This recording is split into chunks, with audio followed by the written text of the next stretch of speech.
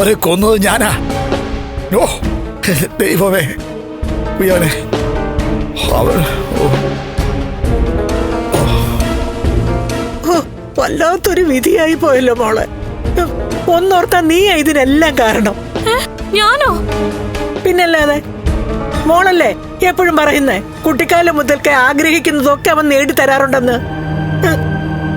അതുകൊണ്ടല്ലേ മോൾക്ക് വേണ്ടി ഒരുത്തിയെ കൊല്ലാനായിട്ട് ലോറി എടുത്തോണ്ടാവും പോയത്. പാവം എന്റെ വിശ്വനാഥ്, പാവം. ഇനിയിപ്പൊ പറഞ്ഞിട്ട് കാര്യമില്ല. വിശ്വനാഥൻ ഇവന്റെ ദേഹത്തൊന്ന് വിട്ടുപോകാതെ ഇവൻ ഇനി പഴയ പ്രതാപനാവില്ല മോളെ.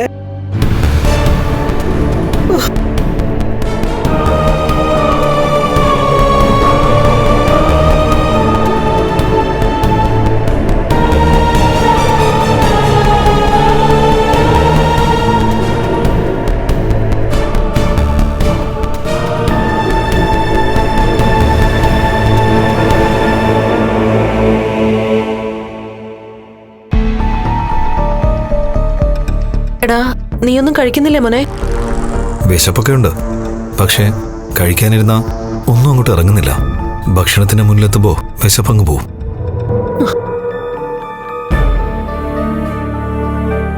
എടാ, എന്റെയും കാര്യം അങ്ങനെയൊക്കെ തന്നെയാ. അയാൾ എന്തൊക്കെയോ ചെയ്യാൻ പോയതാ.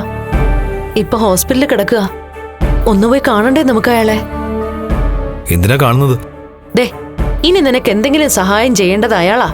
എടാ, കരുണയുടെ അച്ഛന്റെ മുത്തശ്ശിയുടെയും കയ്യിൽ പൂത്ത പണമുള്ളത്. അതിനെ അവരെ പിണക്കിയിട്ട് വെറുതെ അതും കൂടെ കളയലടാ. അവളിപ്പോ എന്നെ വിട്ടു പോകുന്നുള്ള സംശയത്തിലാ ഞാൻ.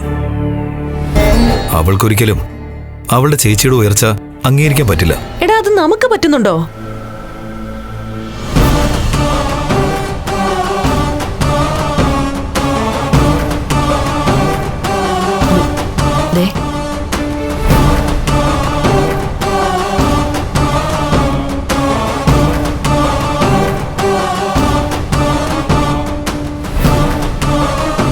അതെ, ഇനി ഇവള് സ്ഥിരമായിട്ട് ഇവിടെ തന്നെ കാണുമോ? സ്ഥിരമായിട്ട് ഇവിടെ ഉണ്ടെങ്കിൽ എന്തെങ്കിലും പ്ലാൻ ചെയ്തിട്ടുണ്ടോ? ഏയ്, ഞാൻ വെറുതെ ചോദിച്ചതാടാ. ഇയാള് സ്ഥിരമായിട്ട് ഇവിടെ ഉണ്ടെങ്കിൽ ഒരു ജോലിക്കാരിയെ വെച്ചേ പറ്റൂ. അതിപ്പോ താനില്ലെങ്കിലും ഒരു ജോലിക്കാരിയെ വെക്കേണ്ട അവസ്ഥയാ. എനിക്ക് വിശ്വസിച്ച് ഈ വീട്ടിൽ നിന്ന് ആഹാരം കഴിക്കാൻ പറ്റുമെന്ന് തോന്നുന്നില്ല.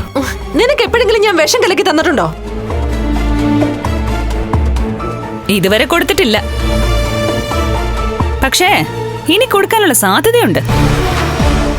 അതെ, നിന്റെ സ്വഭാവമാടി. ആരുടെ സ്വഭാവമാണെന്ന് എല്ലാവർക്കും നന്നായിട്ട് അറിയാം. എന്റെ വയറ്റിൽ കിടന്ന കുഞ്ഞ് എങ്ങനെയാ പോയതെന്ന് എനിക്ക് നല്ല ബോധമുണ്ട്. ഞങ്ങള് ജോലിക്കായിട്ടാ പോകുന്നത്. ജോലിയും കൂലിയും ഇല്ലാത്തവര് ഇതിനകത്ത് ഇരിക്കുക കേട്ടോ.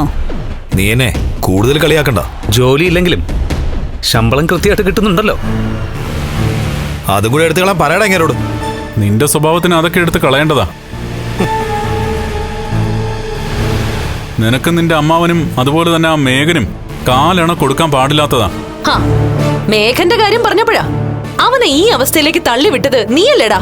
അങ്ങനെയെങ്കില് അവനോടും അവന്റെ അച്ഛനോടും പറ എനിക്കെതിരെ കേസ് കൊടുക്കാൻ.